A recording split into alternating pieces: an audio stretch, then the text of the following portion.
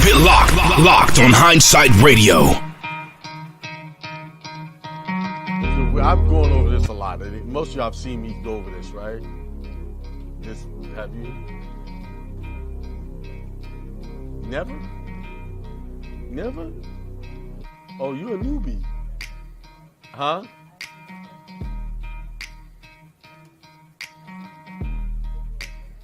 You just seen the videos.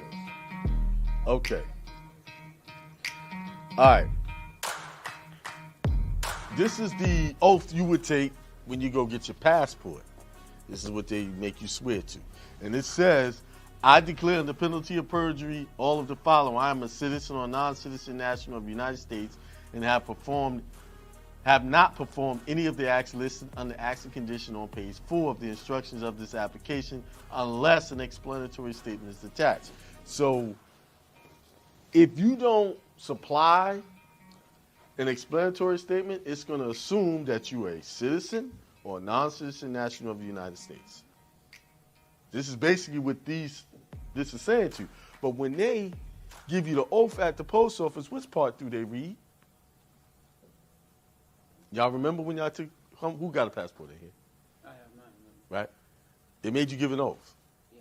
Right? Put your hand up. Right? Yeah. Which part did they read? Did they ever read this part? This is all the whole oath. They didn't read that part right They there. read this part. They read that. The statements made on this application are true and correct. That's all they asked you. They never read this to you. This first part, which is the most important part. So now they switched up the application. They took out the part of the acts and conditions.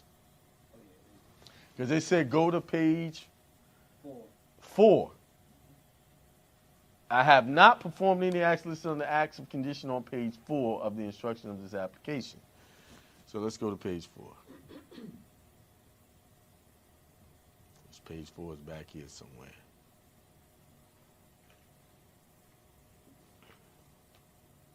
Here's acts and conditions. This is the new one.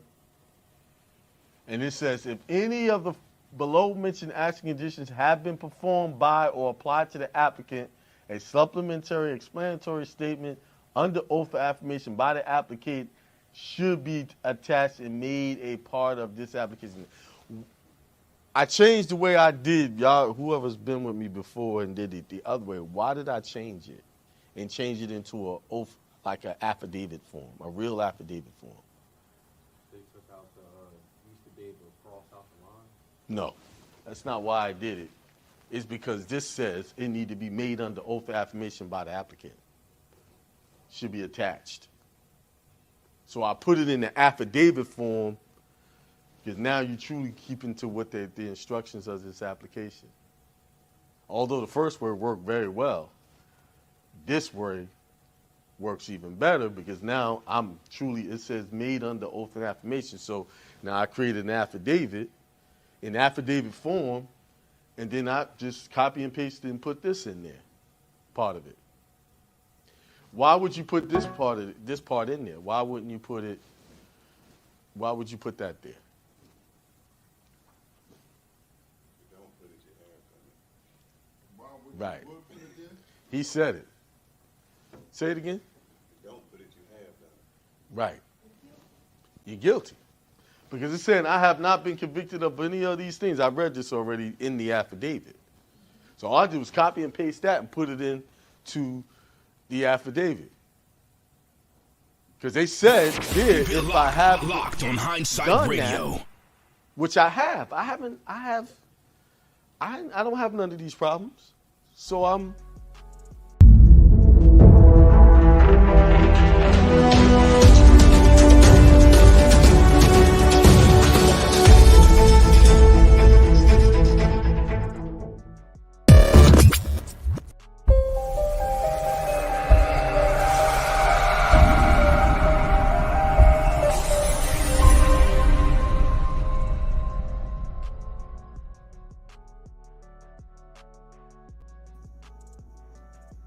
Peace, everybody.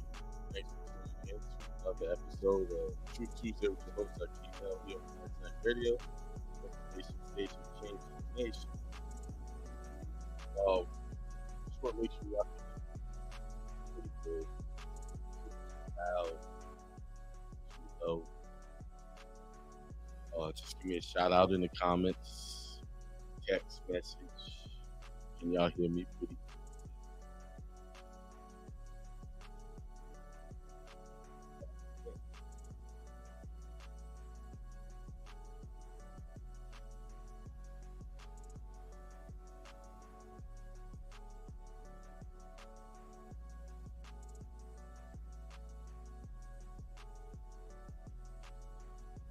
Are you gonna tell me?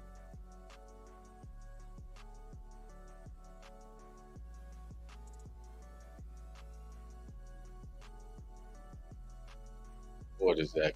Here? Said the voice is in and out. Okay, thanks for telling me. Why is it in and out? Not even probably any resources. All right, maybe because the mic's not close enough. All right, let me double check something real quick.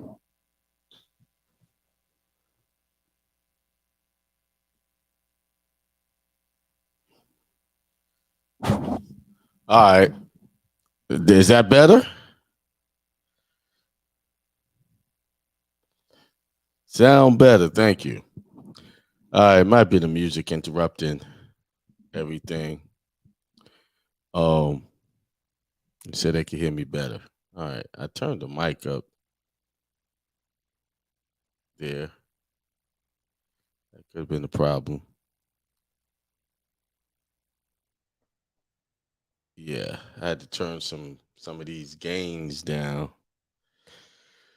Yeah, man, I'm sorry I missed last week. I just was out of it.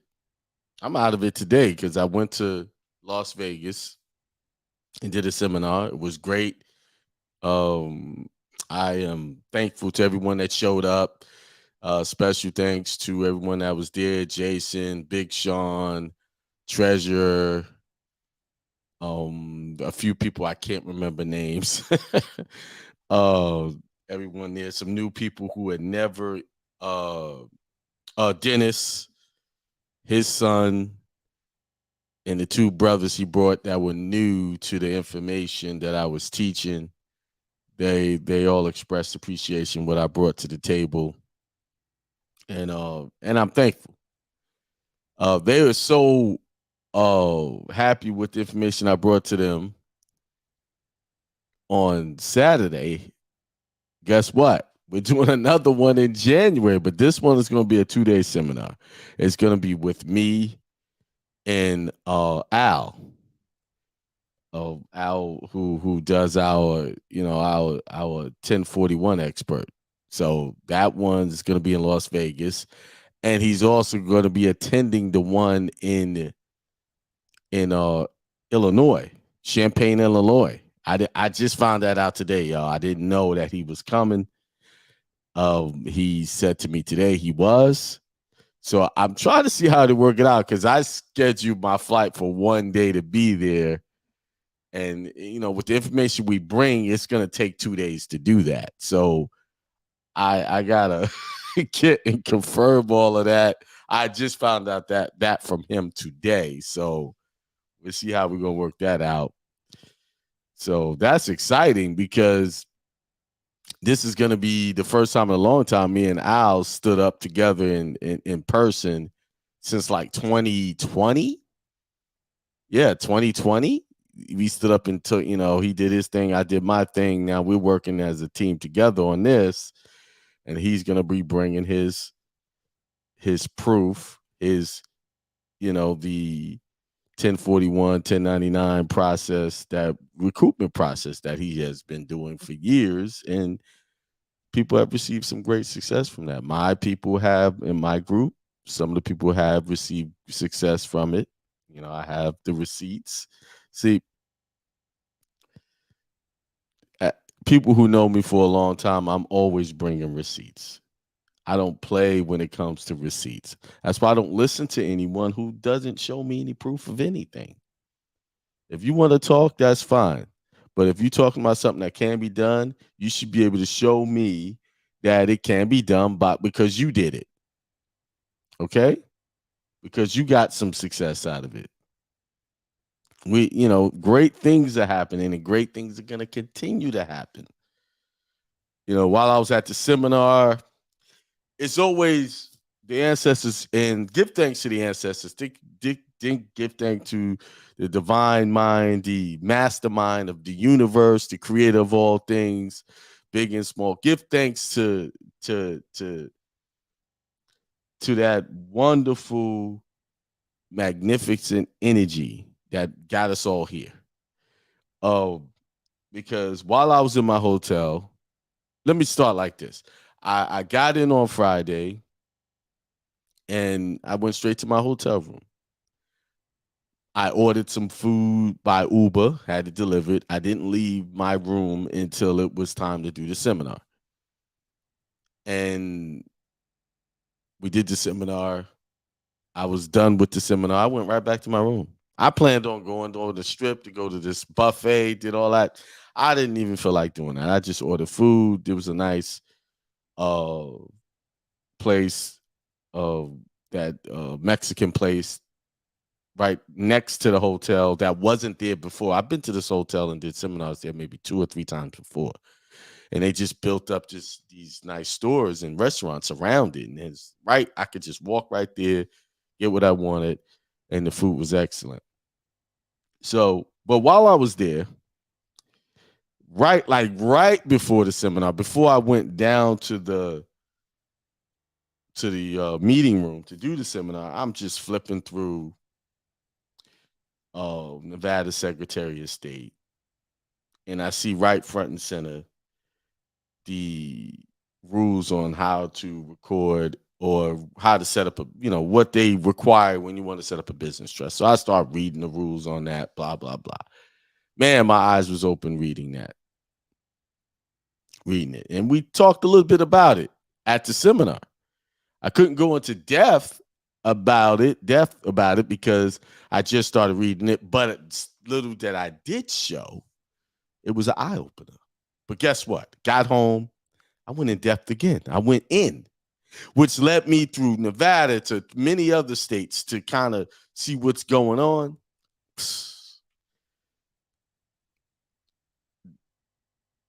It really,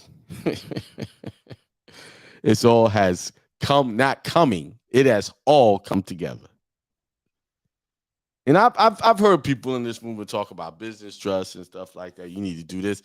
But what I've seen is they set up these business trusts and nothing comes out of it. Absolutely nothing. You just set up a trust and that's it. But me, I can see what could come out of this thing. As I pull up my dictionary let me get my dictionary. Hold on.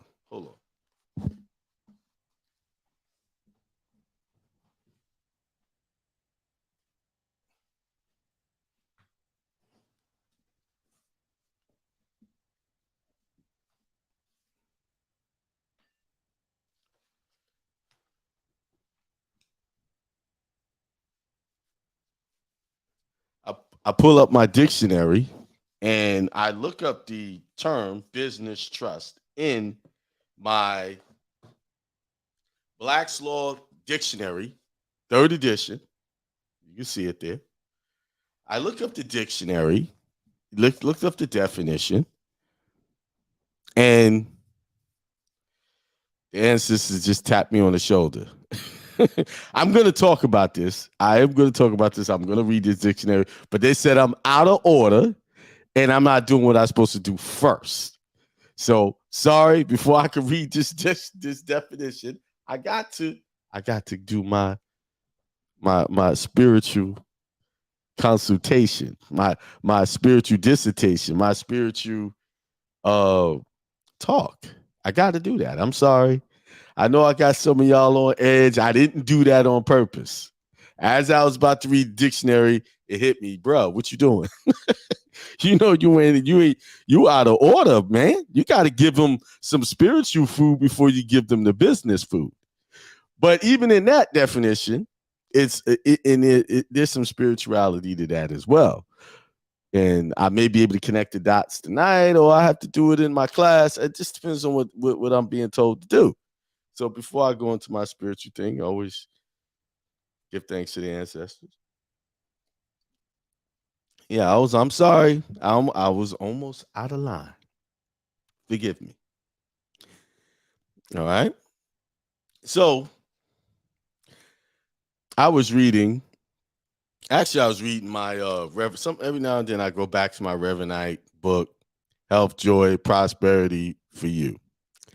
It's an old book he wrote, and it's very simple and easy to read. I suggest everyone get this book and read it. The chapters are not long, and they're going to give you some pointers in the direction you should go. All right?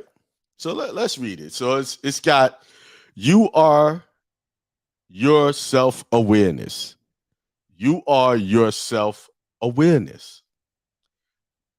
Be it done for you as you desire, Matthew 15:28. That's a quote from Matthew 15:28. Let the weak say, I am strong. That's from Joel 3:10. That is a quote. And it says, a science of living principle. Faith is not something which is blind. Faith is not some abstract belief. Faith is what you believe about yourself. Whatever you believe about yourself, so be it unto you. You hear that? That's very powerful, because when we think about faith, we, especially from the standpoint of church theology, what we heard in church for all of the years, whatever religion you are, they would say you got to have faith in God. Have faith in that God is going to do some things for you. He's going to do this. He's going to do that. But here he's saying faith is what you believe about yourself. Whatever you believe about yourself, so be it unto you. That is, listen, if you want to be successful, if you want to manifest the things that you desire, you must understand that. Faith is what you believe about yourself. The things you're telling yourself, the things you're saying under your breath, the things you're saying in your mind, in your head, in your daily tasks, what you're saying about yourself. What are you saying? Are you calling yourself good things, divine things? Are you calling attention to your divine power?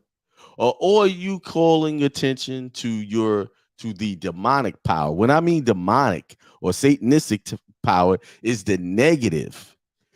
Are you saying things like, I'm stupid, I'm broke, things can't go right, I'm unlucky? Are you saying things like that? Those are demonic things to say about yourself. That's satanic. See, that's real satanic worship. Not all that other stuff they're talking about out there. The real Satan, when you believe in the adversarial thinking of non-positive things about yourself, that's the adversary. That's the devil. Okay? I teach what I call mind power. Some people have not been taught how to work their minds, parting their expression, but they were taught to work their behinds. I teach people that the more you learn to work your mind, the less you have to work your behind. And this is really what the science of living is all about. That's true. The more, let me start it off like this. It's hard to get people to believe that the mind is where the money is, not the behind, not the physical actions of you doing anything. Because most people, when they're trying to make something happen, they're trying to articulate it through their thoughts. I need to do this. I got to do this, blah, blah, blah. They're running around. I know people for years wanting to get business off the ground. And then they're working for a little bit. It ain't going the way they want. They want to jump into something else. And they think that's the solution. Maybe this is a bad idea. I need to do something else. No, it wasn't a bad idea. What it was is you thought physical work was going to do it. and neglected the mental work, the positive affirmations, the constant reminding yourself that you are going to be successful at whatever you're doing. See, that's what's important. You know, I try to explain that no degree, no amount of physical manpower that you put in things is going to bring your prosperity. Those are just physical things that you do. What's going to bring you your prosperity is you connecting to the energy of prosperity and realizing that it is your true inheritance to have it, that you're supposed to have it. See, in the Bible, it was well known that they had an inheritance once the daddy died, the father died. He was going to bless his heirs, mainly the firstborn. He would choose the firstborn would get certain things, and then everybody else get the rest. That was mandatory. Today, we don't even think like that. We don't have that idea about ourselves that it's mandatory for us to be prosperous. It is not an option to be broke. Instead, we think of, man, if I don't do this right, if I don't go to this job, I can't do this. We have all of these adversarial, demonic ideas about our success. I know you haven't quite heard anybody teach it like this, that any thought outside of the idea that you're divinity, that you are a manifestation and a expression of the divine power of the God within you. Anything other than that is demonic. Anything other than that is Satan worship. Yeah. You're not supposed to be identifying with those things. You're supposed to you're supposed to have faith in yourself that you are the divine light brought into this world. No one is any great. There's no one else out there. Everyone has the same power. The difference between some is some people recognize the power that they have and they manifest it. They use it for whatever cause they want to have. Okay, let me keep reading. Positive self-image psychology. Positive self-image psychology is seeing oneself in one's own mind, being, doing, and having the good one desires. If I could describe my teaching, my philosophy in one term most succinctly, it would be positive self-image psychology. And positive self-image psychology is what we all need. It's not a matter of one race needing it and another race needing something else. We all need positive self-image psychology. An old Greek philosopher said, man, know thyself. And that's just another way to say the same thing. In this philosophy, which I also call the science of positive self-awareness, I teach the individual to define his ideals and to project his ideals into reality by means of visualization, affirmation, and meditation. This is using mind power. This is the stuff I use. Positive self-image psychology is what we all need. Yes, we do. We need positive image, self-image psychology. Why? Because when you watch YouTube, you watch TikTok, you watch TV, news, they're always giving you the adversarial view of yourself, the negative side of things, especially that news. They never come on, hey, man, what are you guys doing today? Greeting everybody. Hey, today is going to be a great day. The first thing they do, oh, tragedy happened in this state. So many people were killed and this has happened. Oh, the gas prices are high and inflation. It's all bad news. And I'm going to go as far as to say these news outlets are demonic. Why? Because all they want to show you is the bad side of things. They might talk about something that might be positive, but that get maybe 10 seconds and they're on to the bad stuff. They're on to the gossip. They're on to Biden said this. Trump said that. The Republican Party said that. The Democratic side, Kyrie Irving said this. Kanye said that. And guess what? While they're talking and saying all that, we all caught up in these ideas. We all caught up in every moment you spend talking about those things, you are distracting yourself from your real purpose, your real calling, your real power. Constantly viewing yourself in a positive light. You're looking away. When you're looking at these things, you're looking away from yourself. We should constantly try to remind ourselves that we must be working on self, looking at self, looking within, and improving. And not let me change that. Not improving, because we already divinity. We already are all what is good. We already that. The problem is we are manifesting bad behavior, bad traits, bad ideas because we are looking at things and feeding our mind. We're creating a movie, a narrative in our mind, and we're regurgitating that. Most people who talk about these different situations have never read or looked into the matter deeply before they even started talking about it. They just had an opinion. I get caught up in that too.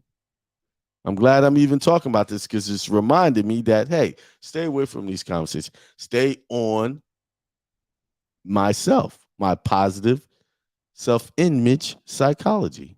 Stay on that. Let me finish. Define yourself. Define what you want to be, what you want to do, and what you want to have. Only you can do that. Only you can define that. No one else can define that for you. Too many times we allow our parents, our friends, the job, the school to shape who we think we want to be. And that's I'm going to say it exactly what it is. Who you think you want to be. You're supposed to know. It's a knowing. All these things that they got you distracted is thinking what you want to be. It's the false you. You're creating these false images of yourself. And you're not supposed to worship for false images. Thou shalt not worship false image, because God is a jealous God. Thy God is a jealous God. Who is that we're talking about? Is it some guy in the sky? No, I'm talking about you. The real true self in you is jealous of you looking at other things that don't define your true divinity. It's you. Everything's about self.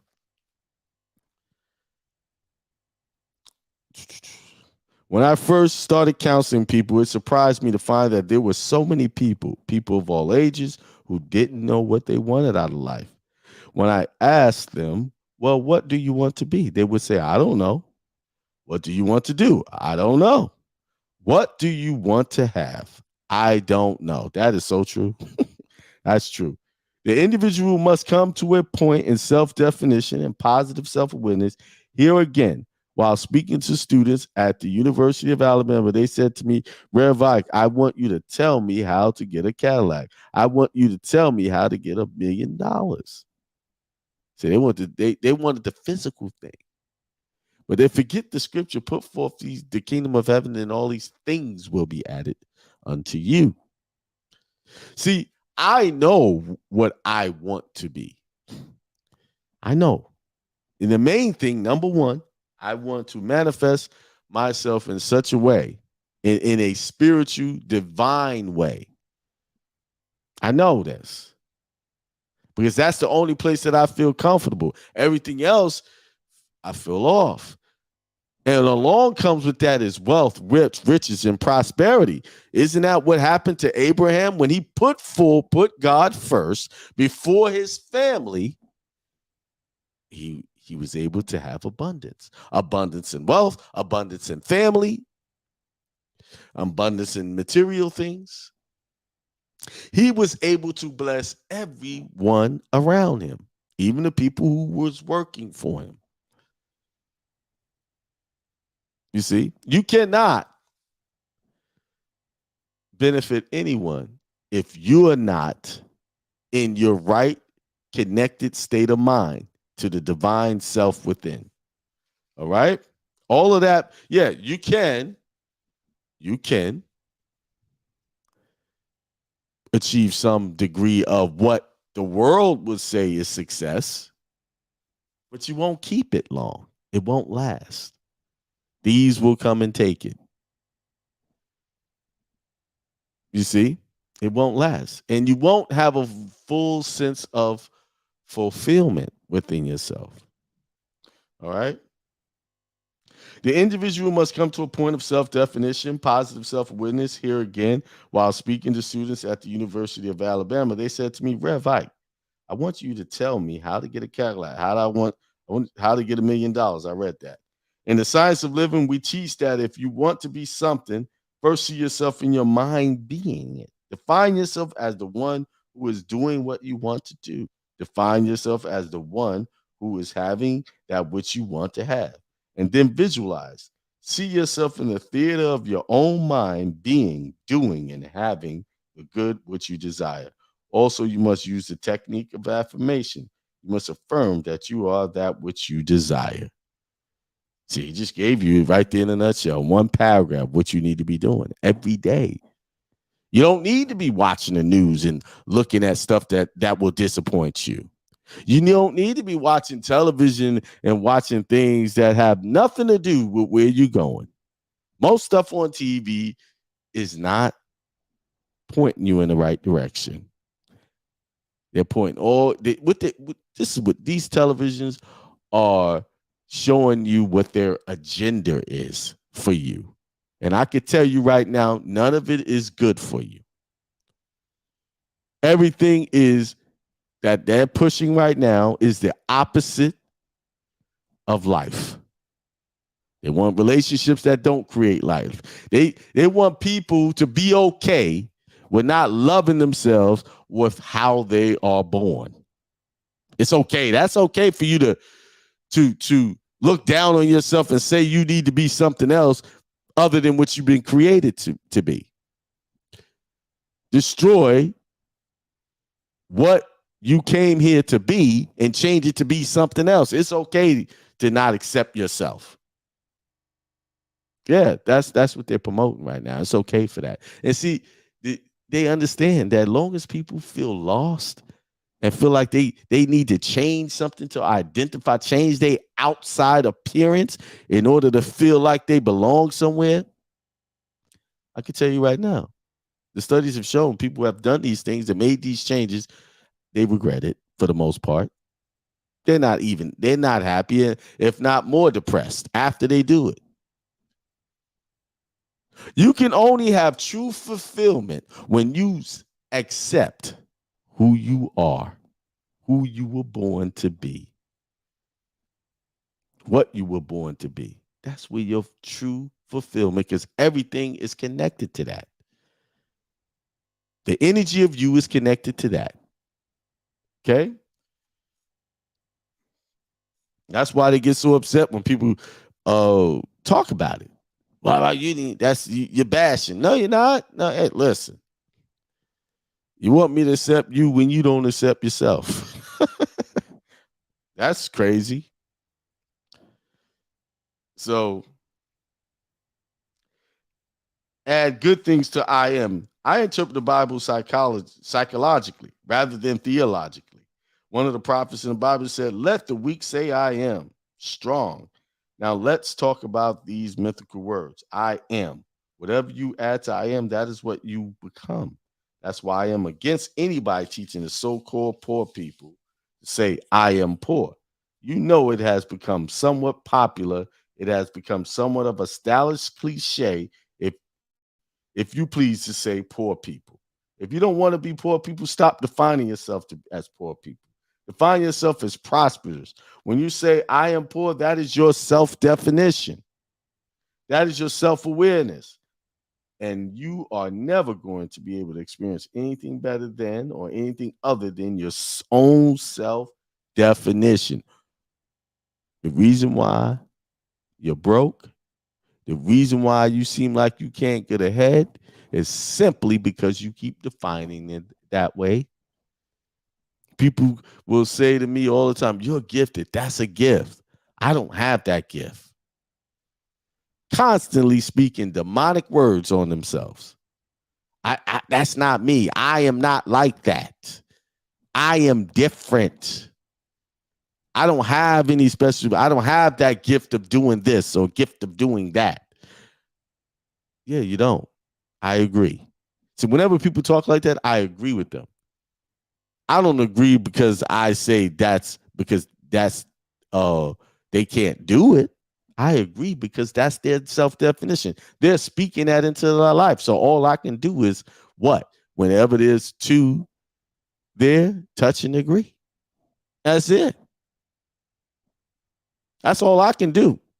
If you're talking like that, because I have tried to say, don't say that about yourself. And they have fought me tooth and nail to hold on to those demonic ideas about themselves.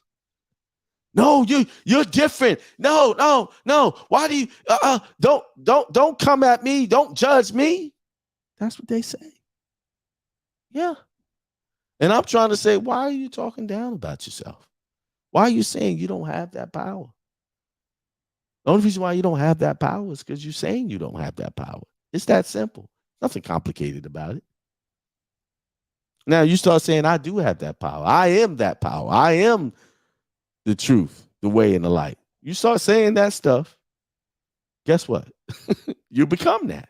You become whatever you define yourself to be. You become whatever you envision yourself to be. Yes. So who's really running your life? Is this some God in the sky directing you, saying this and saying that, you this, you that? And by chance you luck up sometimes and may get a little bit of what you want. See, sometimes you can luck up and you can get it. Why? Because in that moment you were thinking that you could get it. And then as soon as you got it, you started having these thoughts. Man, things are going too well. When with my luck, things only last but a short time. And guess what? Short time comes and it's over. You're back to where you was.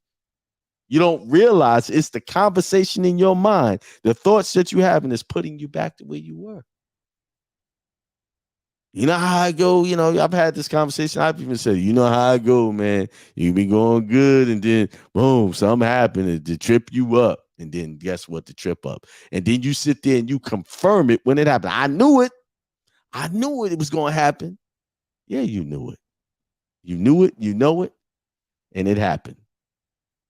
Not because some mysterious force made it happen. No, it was a force within you that made that happen. You controlled that by saying those things, speaking it into existence. Stop speaking the things that you don't want into existence. Stop thinking the things that you don't want into existence. I know I'm making it sound very simple. I know it's not simple. It's a constant work. So why don't you get in the habit of waking up, reminding yourself that you must do these things? Because on default, we are by default through programming, not through our divine light that was put into us. See, we have overshadowed the divine light that was put into us with demonic ideas, opposing ideas, adversarial ideas. We are literally working against our own self on a daily basis. Change your words, change your life, change your mind, change your situation. Yes. Is your situation looking bad right now? Maybe. I don't know. I don't know you. You know. But be honest with yourself. Is there anything in your thoughts, in your mind that you said that could have agreed with the circumstances that you find yourself in today? Ask yourself. And I can tell you with all honesty and truthfulness that probably 99.9999, 100% that you had some idea that connected you to that to what you're dealing with today. Some thought. And you are always getting what you ask for. So be careful what you ask for. That's an old saying. I never really understood that until, the last few years, that you're getting what you asked for. Everything you experience is what you want, what you're asking for. Conflict, you're getting conflict in your life, you ask for it. Oh, no, it's the other person. Nah. No, everybody's a reflection of what's inside of you. The conflict that's going on inside of you is a manifestation. Those people out there that seem to be getting on your nerves, you don't like, is a manifestation of the conflict going on within you. Yes. Yes, it's true. I know it's hard to swallow because I'm still trying to swallow mine. That truth. I speak it, but I still have a hard time accepting it at times. Yes, I know it's true, but I don't want it to be true because it's easier to place blame somewhere else. It's easy to say somebody else is at fault. And then I can sit back and don't have to deal with it or work on it. Right? That's what we want to do. We want to be, let's call it what it is. We want to be cowards. It's easier to be a coward, to hide your hand. Oh, yeah, it's easier. But it's hard to sit there and say, you know what? This is all me. This is me. I'm the one who orchestrated and manifested this evil into my life. Even that husband or wife you don't like. Yeah, you manifested that. Okay? All right.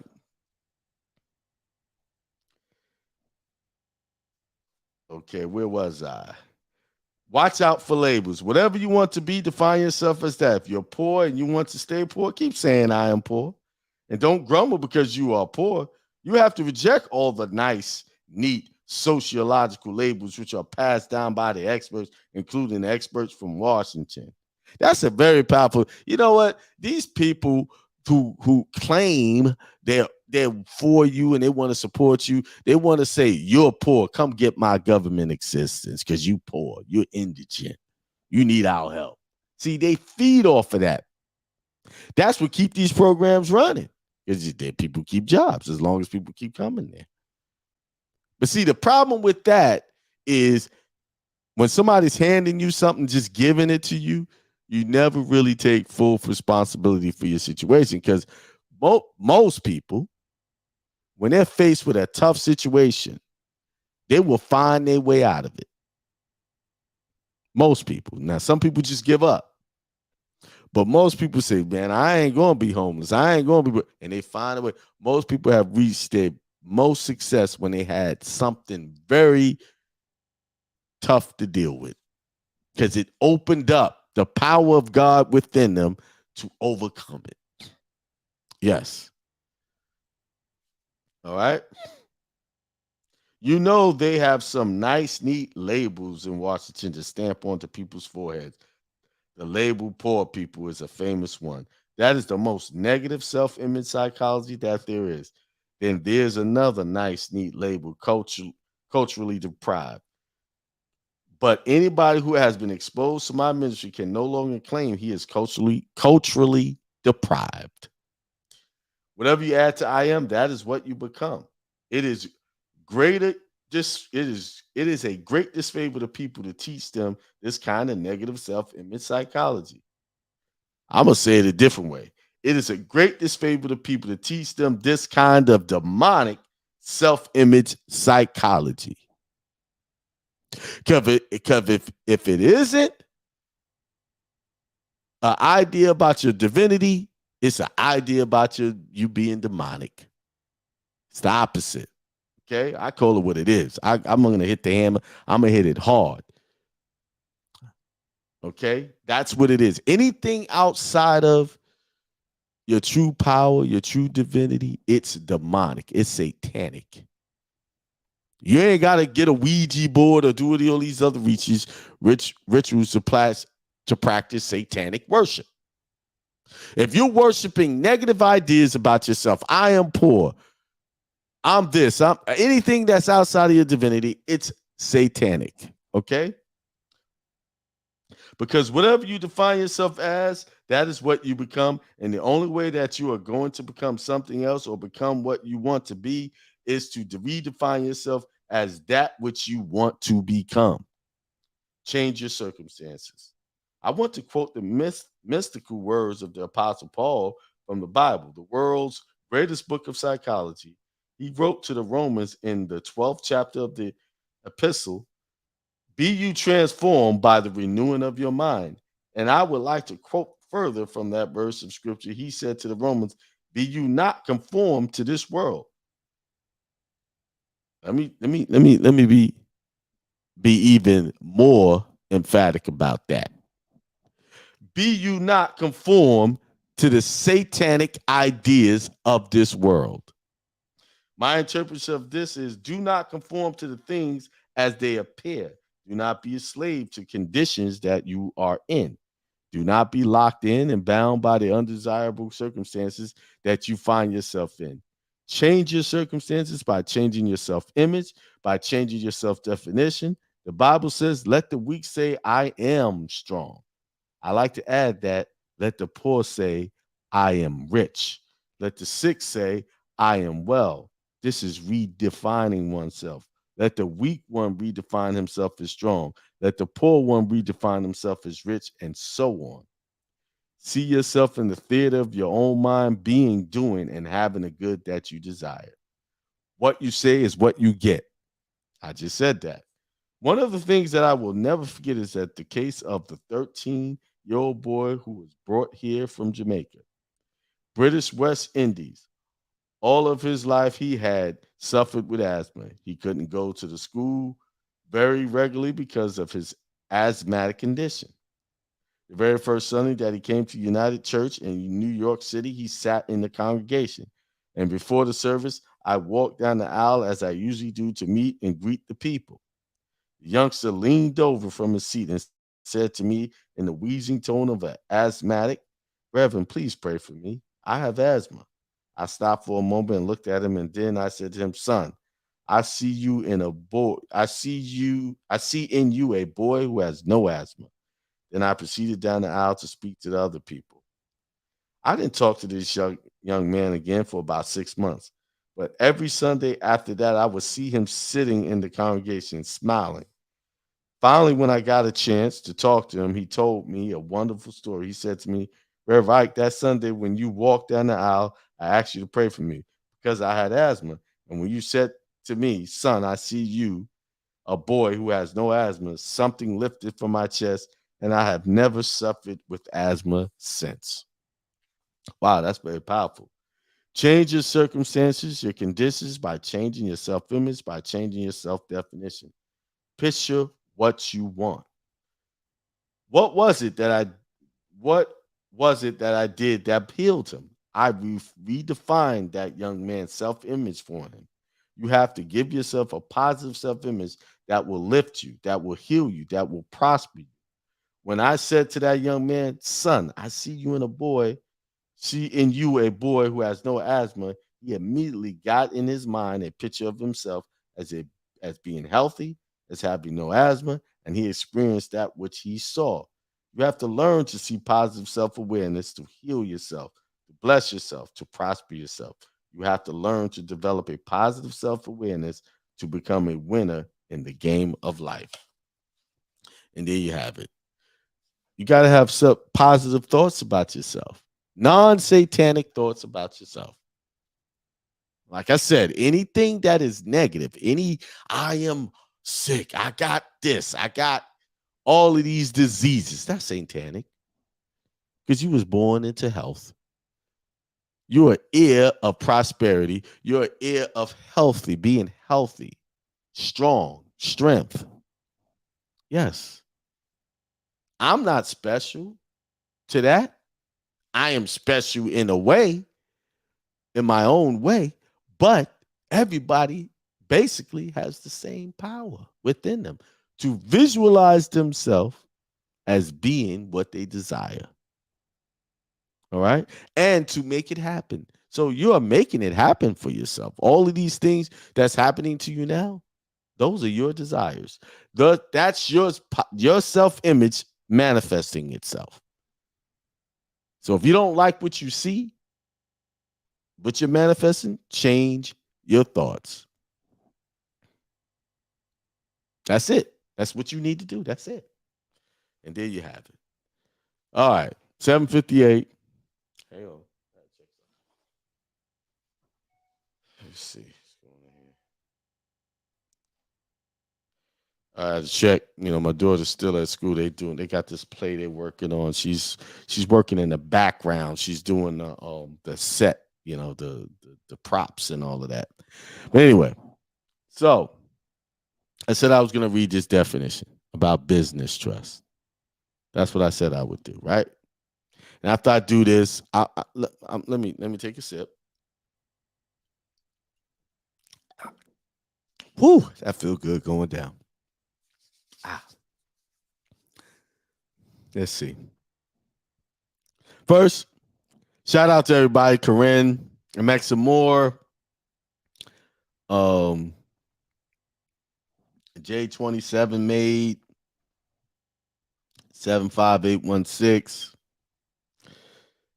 Hindsight Radio says peace, prosperity, and extreme wealth to all. Yeah, I realize I left out the E. But y'all know what I'm talking about. Child of God said, like and share. Please do that. Like and share.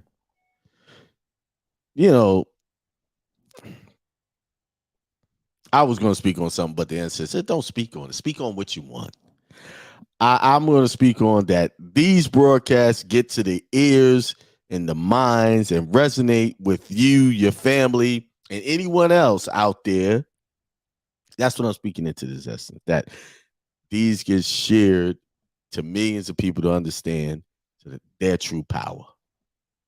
A lot of times I'll speak on some things. Oh, they trying to stop. I can't speak on that no more. I can't speak those demonic ideas. I got to speak to the godly ideas, the divine ideas that so many people, millions, billions of people, these messages are going to touch them. That's what I'm going to speak on.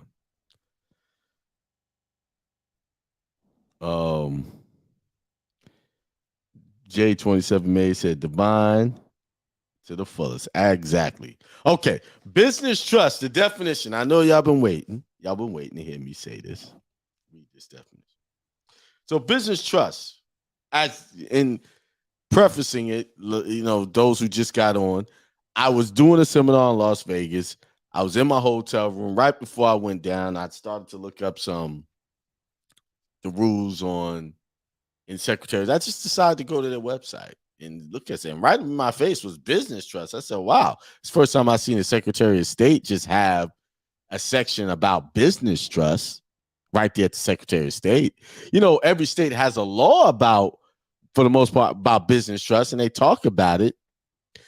But in Nevada, they have a whole section at the Secretary of State where you could just click on the link business trust and it'll take you to the codes. And they got some real interesting definitions about it. Let's see what business trust. It says in my Black's Law Dictionary, third edition, it says, as distinguished from a joint stock company, a pure business trust is one in which the managers are principals and the shareholders are Sestike Trust. See Betts versus Hackathon 252. I wanted to read that, but I'm not. I'm going to save it for next week. I'm going to pull that case up, read it, and see what they're talking about in there. Because right now, if I read it, I'll be going along. I have to, interpret it. Like when I was in Nevada, I was reading through it. And one of the definitions for a business trust was, let's see. Let's do this. I'm going to share my screen. Share screen.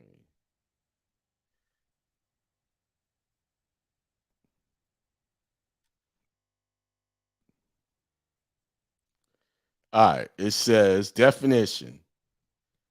Business trust defined. Business trust means an unincorporated association in which one is created by a governing instrument under which property is held, administered, managed, controlled, invested, reinvested, or operated, or any combination of these, or business professional activities for profit or are carried on by a trustee or trustees for the benefit of the persons entitled to beneficial interest in the trust property as otherwise provided in the governing instrument.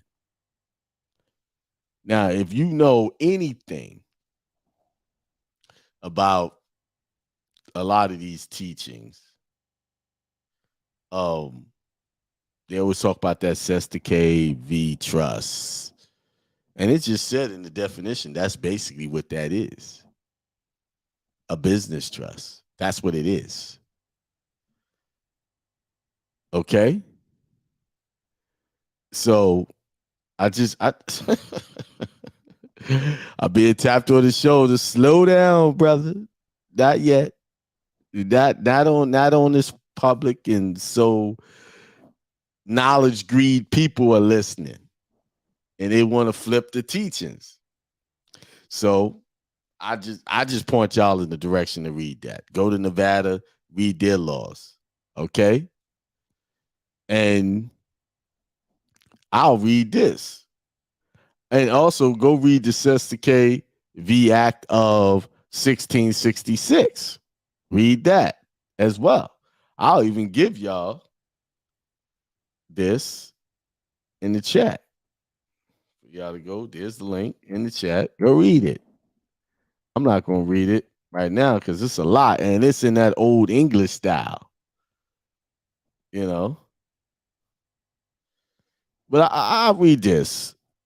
I'm allowed to read y'all this. I can read you this. Let me remove this. Present. I'll read you this. Share. Let's see where we at. Okay. This is kind of an idea of what a Sestake, the definition and what it means for a trust. Sestake is French for he who lives. It is a legal term for an individual who is the beneficiary of a trust or an insurance policy, which with rights to property and the income and profits that the property provides. A Sestake trust is the person entitled to an equitable rather than legal trust in the estate assets. Oh, whoop-de-woo. Trust in the estate assets. Y'all already know that birth certificate is a trust, right? It's an estate. When you die, what you have to set up an estate, right? Okay. The concept is also used in modern life health insurance policies where Sestake is an individual whose life measures the duration of the insurance contract. In these contracts, Sestake is known as the policy holder, insured a policy owner. So what they just said, it says in these contracts, Sestake is known as the policyholder, insured policy owner. So if you're a policyholder, you're a Sestake. If you're insured, you're a Sestake. If you're a policy owner, you're a Sestake. Okay? Thus, while the term refers to the beneficiary of the trust or estate, it often refers to the insured and not the beneficiary of an insurance policy. Key takeaways. In French, Sestake means he who lives. The legal term describes a person who is the beneficiary and has rights to property in an estate. I hope I'm knocking on some awareness here. Sestake is often used today in life and health insurance policies where instead of the beneficiary, it refers to the insured. So basically, if I have an insurance policy, because they're not really being like, they ain't saying life insurance, they just said insurance. So a car insurance policy, that's Sestake. If the insured, Sestake. All right? History of Sestake. Sestake as a legal concept dates to the medieval period, specifically England. During this time, the owners of farms and other properties could be absent for extended periods of time as they travel, whether for business or religious purposes. What in the world? They talking my language. It became important to ensure that family members, business partners, or tenants could use the property without fear of it being expropriated by feudal lords. While the individual was away, a trustee took care of the land but did not retain legal ownership over the property. The trust often relied on good faith understanding between the parties. So basically, the county should set up these sister KVs in your name, in your artificial person name, because I beg you, I know I ain't gonna beg. Y'all go and read through that business trust statutes in Nevada. And you're gonna see some words in there that's gonna jar your mind. Yeah, I'm not gonna tell you the words, but you go read it. I know y'all hate when I talk in code. I want y'all to study. I don't want y'all to believe me. I want y'all to go read the stuff for yourself. So I know y'all want me to give y'all the meat. No. I give y'all the milk. Because some of y'all can't even handle the meat right now. That's not me saying that. That's just my experience and answer saying they ain't ready to hear that. What you got going on. First of all, it's for you. Because first, I have to implement, be successful before I can even teach it. Yeah.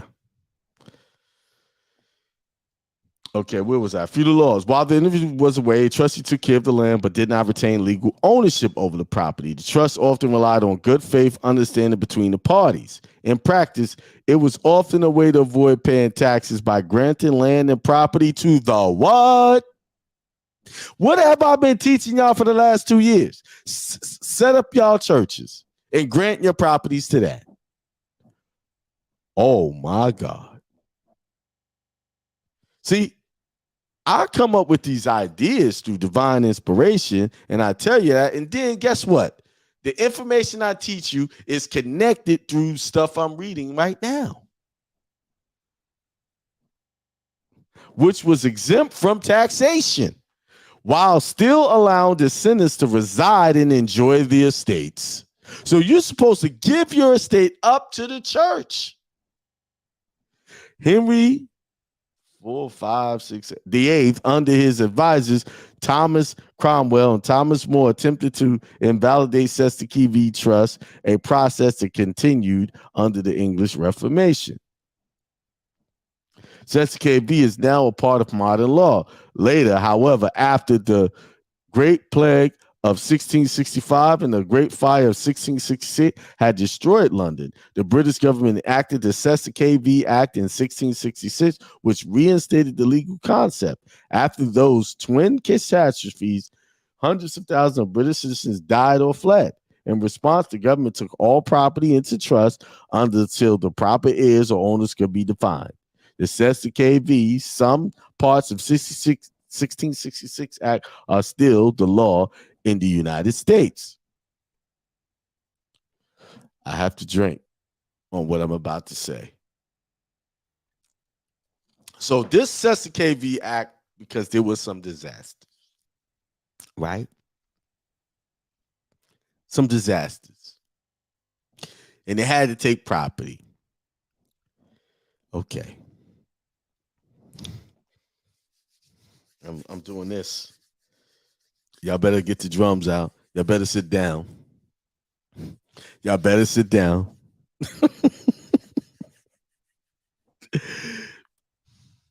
Okay. What catastrophe happened in the past? World War I, World War II. So the government, okay, check this out.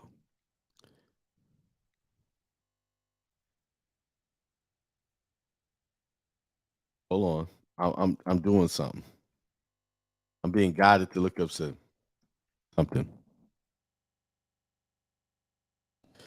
They developed, but no, before I do that,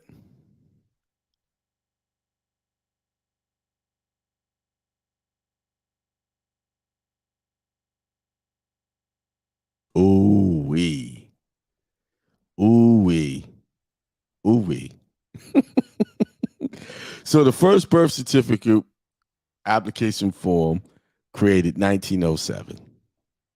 7 years later, guess what you had? World War I. They've been planning this to make y'all take y'all property through the birth certificate 7 years prior to the first year, World War. They create the birth certificate, create a war. Now we can take property of them through these catastrophes and create these securities, all this money, and make them what? The gross domestic product.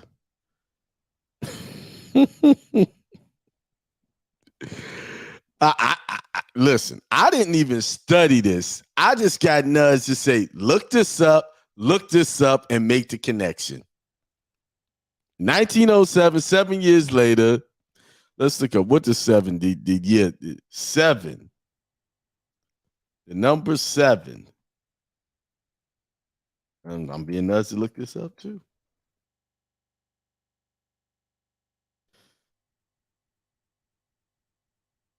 Seven was symbolic in ancient Near Eastern and Israelite culture and literature. It communicated a sense of fullness or completeness.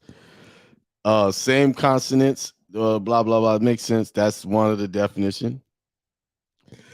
In scripture, 7 often symbolize completion or perfection. So they perfected what? So how do you perfect your birth certificate? Through authentication, right? You have to perfect it by authenticating, putting the affidavit. Yeah, they perfected a lien on you. Oh yeah, on you, not you per se, but your artificial person. And they held them all in what? Bondage, bond, on bond paper. Man, oh man. Who listen? I see it says here there's only 22 people listening to this. I suggest y'all share what I just said. Y'all share this video. Because I just took a sledgehammer to everything these people been teaching y'all for years and broke this down, what really went down.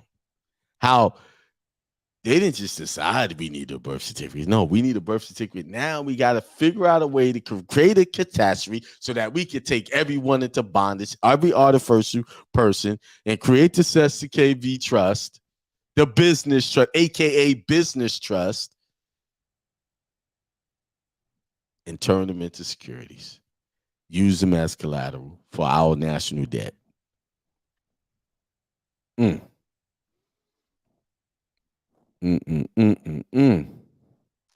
right, y'all. Now I'm being told that's it. That's it. That's all I got. I mean, that's not all I know, but that's all I got to share tonight. That's it. I'm done. But I think I shared enough for y'all to really go dig and do some research. And I'm confident that some of y'all are gonna go and follow what I just said, and really dig in, and some of y'all gonna get it. But I tell you one thing. Let me see if I can find it. Let me see if I can find it.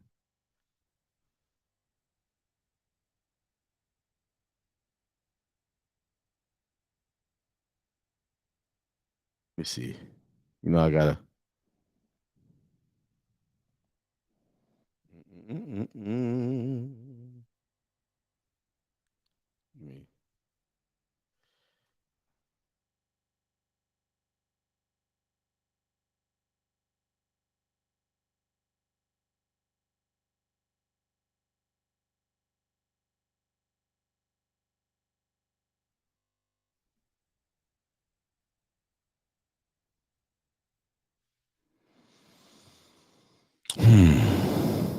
Well, there's a scripture that talk about even I can speak to them, but they're blind and they can't see. So even though I shared all of this, there's some people that just ain't gonna get it, and that's just the way it is. But the person that is spiritually minded, spiritually attuned, on the same vibration as I am, will get what I just said. we'll get it. We'll get it. Something else. Let me look up something real. You know, right now I'm doing like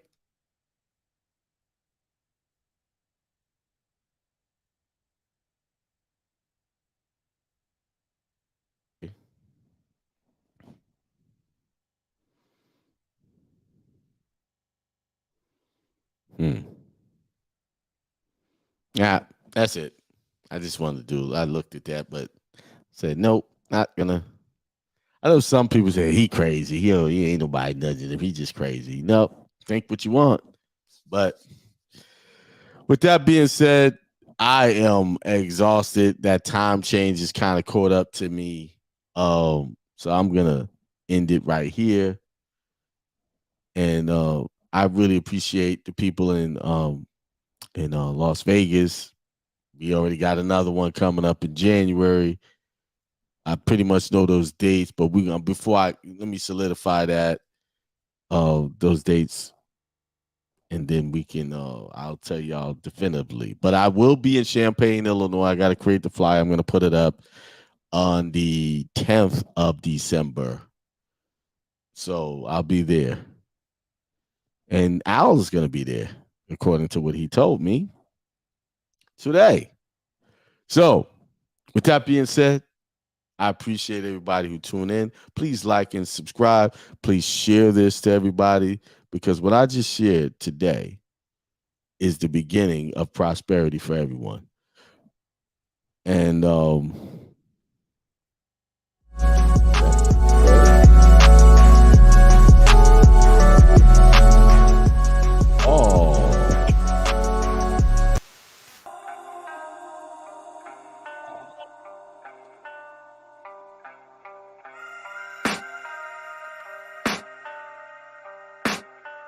I can hear the demons call when they do what they do. And now I feel like taking off, find a place with a view. The pain is never gonna stop if it's controlling you. I know that time can heal it all, I just gotta get through. I just gotta get through, I just gotta get through. Cause I feel like taking off, find a place with a view. The pain is never gonna stop if it's controlling you. I know that time can heal it all, I just gotta get through. Sometimes I feel like all is lost, but I know it's not true. I wanna put up all my walls cause I'm not in the mood, but then I cut myself off from the rest of the room. I know that time can heal it all if you're patient, and soon it can all be worth it, all the searching. Pain is never really permanent, but damn it hurts, man. I could feel all of the turbulence and it's concerning. I've been searching for a purpose, I hope it's worth it. This society is really trying me. Ain't no hide and seek, I hide to be far from anxiety. I need my space, I need my privacy. I need some silence, please, you're all too loud. You don't speak quietly, opinions violently thrown across every surface. It makes me nervous, is the world honestly burning? That's all I'm learning. Hope that we can make a turn and start reversing all our minds and put the work in. We got some work, man.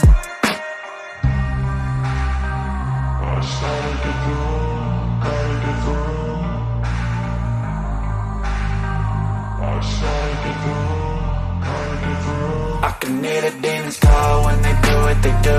And now I feel like taking off, find a place with a view.